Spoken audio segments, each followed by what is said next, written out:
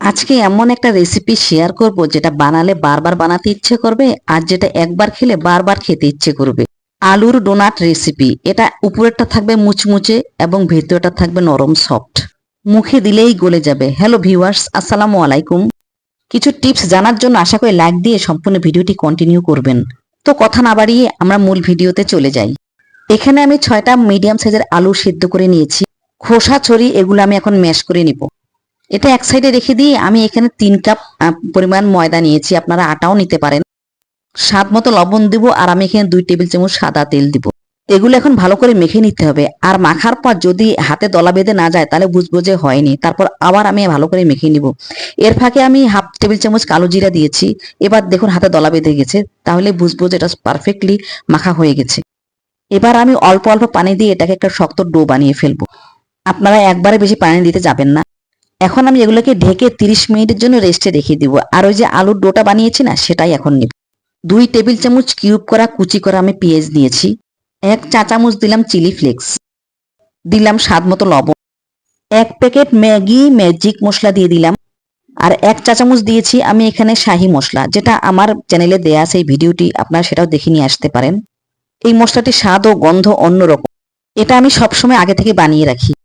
2 চামচ আমি কর্নফ্লাওয়ার দিয়ে এগুলো সবগুলো একসঙ্গে মেখে আমি এগুলো রেখে দিব।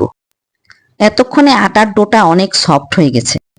1-1.5 মিনিট মোয়ান করে এগুলো থেকে আমি লেচি কেটে নিব। লেচিটা না আপনারা আপনাদের পছন্দ অনুযায়ী নিতে পারেন। তো আমি 3 কাপ ময়দা থেকে 8 পিস লেচি কেটে নিয়েছি। 1 পিস নিয়ে আমি ময়দা দিয়ে এটাকে রুটির মতো বানিয়ে ফেলবো। যতটা পাতলা করতে পারবেন ততটাই আপনাদের জন্য ভালো। এখন আমি একটি কাটারের সাহায্যে 4-5টা আমি কেটে নিব।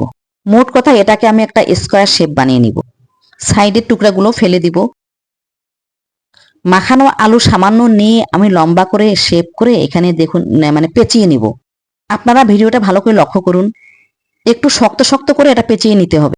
এক পাশটা পেঁচিয়ে অন্য পাশটা আমি এভাবে একটু ছুরির সাহায্যে চিকন চিকন করে কেটে নিব। আমি কাটার সময় কিভাবে কাটছি আপনারা একটু ভালো করে লক্ষ্য করুন। এই দুই মাথাটা না আমি অল্প একটু পানি দিয়ে এটাকে আটকে নিব। একটু ধৈর্য সহকারে এটা কাজ করতে হবে। রুটিটা বেলার সময় কতটুকু পাতলা করে নিয়েছি সেটাও দেখাচ্ছি। এইভাবে আমি আরেকটিও বানিয়ে দেখাচ্ছি আপনাদেরকে, আপনারা ভালো করে লক্ষ্য করুন। এই পেঁচানোর সময় একটু টাইট করে পেঁচাবেন আপনারা। কাটার সময় 2 সাইড কাটবেন না, আর এই সাইডে একটু পানি দিয়ে দিবেন। কত সহজে বানিয়ে ফেললাম দেখুন। অনেক কম খরচে এবং কম সময়ের মধ্যে এই রেসিপিটি আপনারা বানিয়ে ফেলতে পারবেন। বাড়ির বড় থেকে ছোট সবাই পছন্দ করবে।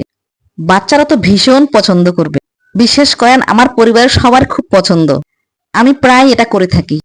কাঁটা চামচের সাহায্যে এগুলো উল্টিয়ে নিব। চুলার আঁচ মিডিয়াম লো হিটে রাখবেন, তাহলে উপরেরটা হবে মুচমুচে আর ভেতরেরটা হবে নরম। অন্যরকম একটা রেসিপি। এটা দেখতে যেমন সুন্দর, খেতেও কিন্তু দারুণ। আর যার সামনে দিবেন সে অবশ্যই আপনার প্রশংসা করবে। এই ভিডিওটি যদি ভালো লাগে তাহলে যারা ফেসবুক থেকে দেখছেন পেজটি ফলো দিয়ে রাখবেন, আর যারা ইউটিউব থেকে দেখছেন প্লিজ চ্যানেলটি সাবস্ক্রাইব করে দিবেন। ভিডিওটি কেমন হয়েছে আপনারা আমাকে কমেন্টসে জানাবেন।